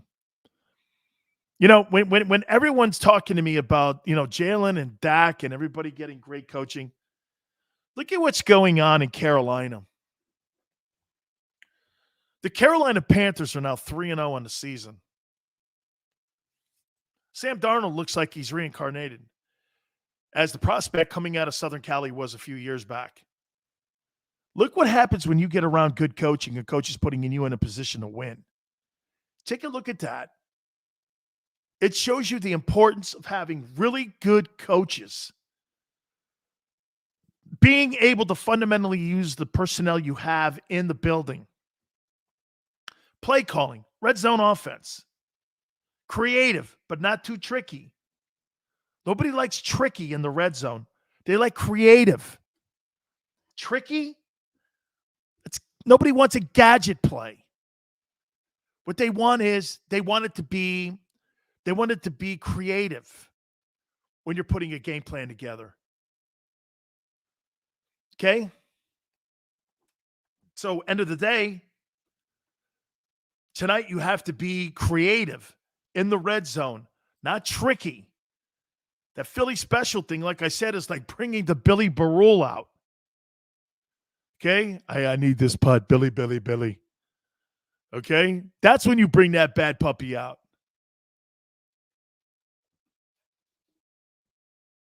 You don't make trick plays in the most critical part of the field. Got to be better in the red zone. Kevin says, wife, fly Eagles fly, have to tap out. Lovely night shift. Hey, Kevin. I just think Dallas has a little bit more tonight. I'm going to go 28-20. I'm going to take Garry Cobb's advice, and I think this game's going to be close, but I'm with him. I think the evolution of Dak Prescott in front of us, watching him get smarter and smarter and smarter on how to handle the offense. I'll tell you something that was really a important thing. Schedule down the stretch looks crazy. Hey, no name. You've got this coming up, right? You got Panthers, Raiders, then you got Chiefs, then you got the Buccaneers. You got a pretty tough stretch coming up. Starts tonight, too. I think this is a winnable game for you. I'm starting to look at Carolina going, well, Christian McCaffrey's out. That may help. Raiders look like they're a much improved football team because they're running the ball. Then you got Kansas City on the other side. Kansas City may be a winnable game now because Kansas City doesn't look the same, and I said it last Friday. They just don't look the same. And the Buccaneers don't look the same on defense. Ken says Dallas 24, Eagles 17. Well, that'd be a hell of a game. That would be a hell of a football game tonight if you're able to do that and keep that thing close tonight. No, I don't think KC's not next week, Charles. It's Carolina. Let me double check that. No way, it's Carolina. I may be wrong. Let me see here. Tell me, hey guys, tell me if I'm wrong here. Philadelphia Eagles schedule. You may be right. The Eagles' next game is today at 5:15 p.m. where they will. You're right. You're right, Charles. I'm wrong. Whew. Get Kansas City down like that. KC just signed Josh Gordon. Wow.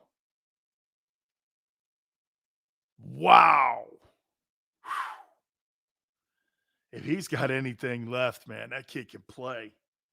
He can totally play. That guy, I saw that R. Kelly found guilty on all charges. Dude, well, when you're with 10-year-old girls, I'm not thinking that outcome's going to be good. You get me, Wick? And this comes from a father with a daughter, right? Oh, no, smile. KC's in a panic right now. Andy Reid, coach, gets sick again. Remember a couple of years back in San Diego when they were in San Diego and the Chargers were still in San Diego? He got sick there against the Chargers. I think it was an exhibition game. And he ended up getting sick. He was rushed to the hospital. Seems like he's all good now. Hey, Garry Cobb thinks Hargraves is going to be he's going to be a lot to handle tonight. All right, let's take a timeout. We'll get to your thoughts. Please keep it here on the National Football Show. Go for the midnight dares. Go for the memories. Go for the view that goes on forever. Go for the bubbles in your bathtub and in your drink. Go to bed whenever you want. Or don't. Go for him. Go for her. Go for the win. Go to Ocean Casino Resort. Book your trip at theoceanac.com. At Stateside Vodka, every new customer gets the world's best rocks glass. Free. What's that? A rocks glass? You're telling me that bottle is cut in half? You could say that. Holy shit. And you're telling me I can get one of these glasses for free? That's right. One free rocks glass per customer with each first-time purchase of Stateside Vodka.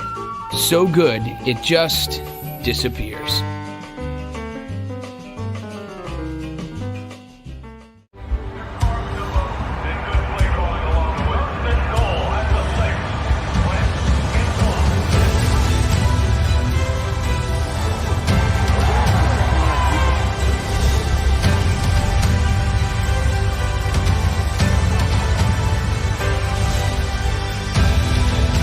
Field of life, First Trust Bank is there for you. Champions on 3. 1, 2, 3. Because Philadelphia dreams deserve a Philadelphia bank. When it comes to the fight against insurance companies, large corporations, and the healthcare industry, injured victims are always the underdog. But that doesn't worry us. At Messa & Associates, we're an injury law firm from Philadelphia, and we come to fight. Our clients know that they've got representation with a chip on its shoulder, and it's the same chip that makes Philly the toughest city in the country. Call 215-568-3500 or visit us online at messalaw.com. Messa & Associates, the toughest injury firm in Philadelphia. Go for the midnight dares. Go for the game. Go for the hits.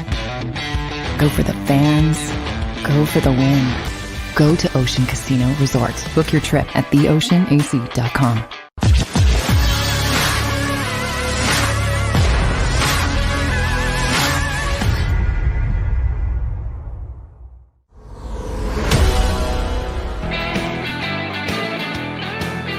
We have some breathtaking analyzing going on here on R. Kelly in the comments. Dan Sileo, National Football Show. I won't be reading them, but I'm going to probably agree with some of them on R. Kelly. Dude, 10 gets you 20? No, 10 gets you about 1,000. About 1,000 years, dude. Okay? And rightfully so. Rightfully so. You know, it's funny. Sunday I was with my daughter watching her play rugby. And, oh, no, don't worry. I'm not going anywhere near it. I'm out of it. And funny, my daughter said something to me about her team. She's like, yeah, there's some people that are on our team that, that I don't trust. And I said to her, I go, wow. She's like, is that common? I said, not on championship teams. Not on championship teams. Okay? No. On teams that are constantly losers, on teams that are constantly wallowing in the mud, yeah, that's common. She's like, so you think our team is... No, I think your team is very young. You guys got a lot of young people on it, but you also have a lot of older vets that are set in their ways. And the culture's got to change. She's like, well, how do I do that? I go, with players like you. And she was named captain for the rugby game on Sunday against Phoenix. And I was like, I told her, I said, yeah, you led great today. I said, but there's somebody on your rugby team that you don't like. I mean, you need to have a conversation with them on what the expectations are now, because it's different. She's like, well, how do you do that?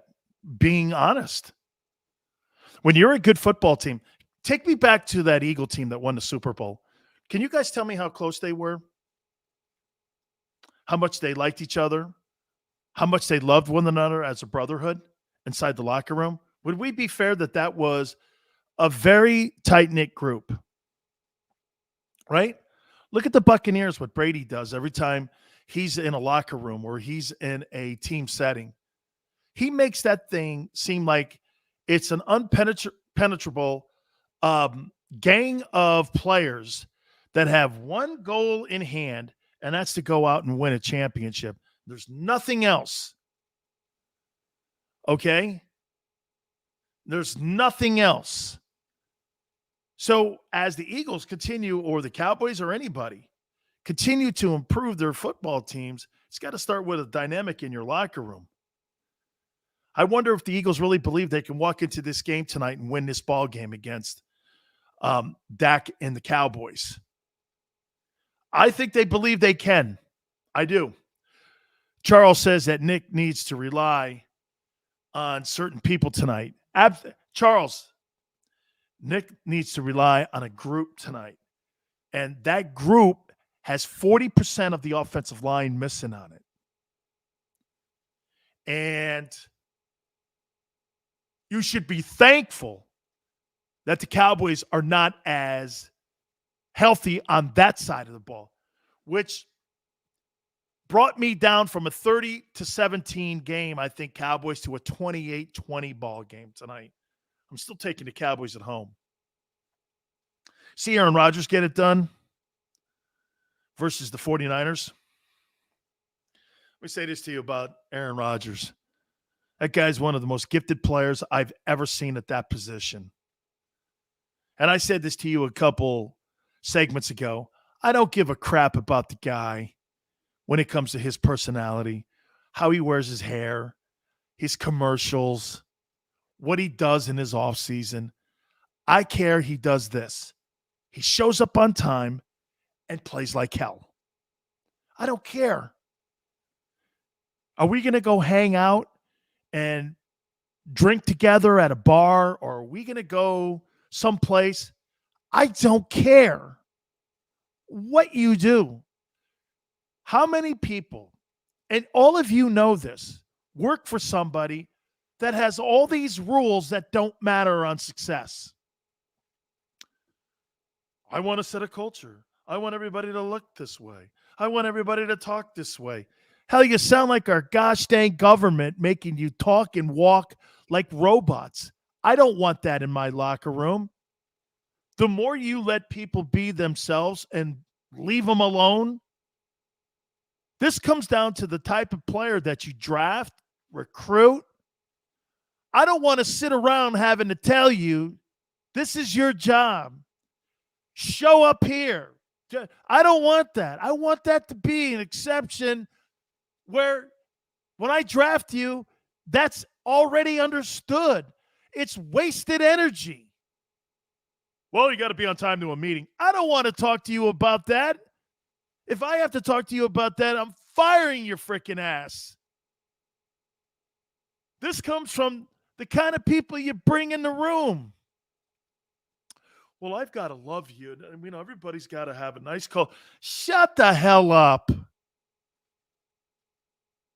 Players have no control over who the general manager in an organization brings into the building.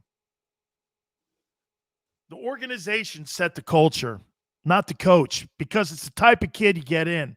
That's why it's imperative that a coach has say in who comes into that locker room, into that fraternity, into that room where he gets one of those chairs. That's why there's good teams, and that's why there's bad teams. Aaron Rodgers had a bad week against the Saints. So what? He's 2-1 now. This guy's got a 70% completion percentage, or 68, whatever it is. He's on pace the same way as he was a year ago for another MVP. Had a bad week against the Saints. So what? Relax. It's 1 week in a 17-game season. What, you don't think people are going to crap all over themselves somewhere? Look at what the Bucs just did. The Buccaneers got ran off the field by the Rams. That game wasn't as close as the score ended up. That thing looked like a blowout and felt like a blowout. Look at Kansas City. Here, let me show you something here too. To the point that I'm going to talk, don't worry about tonight's game if you lose. You still got them in week 17. How many people think this? Watch this. How many people think the Raiders are going to continue on this 3-0 run, or the Broncos? And I'll throw this in there. How many people really believe that the Chiefs are going to be a 1-2 team and they're going to continue to lose ball games? How many people really believe that? Do you believe that? Come on, man. Common sense would tell you. Raiders aren't going to sustain that. The Broncos, as much as I love Teddy Bridgewater and what he's doing in Denver, and it looks awful good right now, that team's not going to continue at that clip. So wait a minute. Let me get it right here. But by the way, I think the Chargers, no name, right, they'll get it fixed. Now, I think Andy Reid's health has a big component in this, and hopefully, and I'm praying that coach can get back, and I'm thinking that from what I understood, he's back at Arrowhead today, and he was talking to the players, but he just wasn't feeling good after the game. I don't know what that means. Okay, but I mean, Andy Reid would be a component, but this thing's gonna. You don't take a short sample size and then go, this is what the identity of the team is. The Eagles are still trying to find that identity. Watch this. What's the identity of the Philadelphia Eagles, you think, as a football team? What do you think the identity is? What's their identity? I don't know, because I haven't seen one yet. Do they want to run the ball? Do they want to get the ball to the tight end? Are they trying to get the ball to Devontae? Last week they didn't. Week previous, what was it? 6-7 catches, 71 yards, and a TD. Okay? Right? What's the identity? You have to start establishing it. Here, Kansas City, they want to spread you out immediately. And they want to try to get the ball to the perimeter. They want to get it on the seam to Kelsey. Clear. Baltimore, clear identity.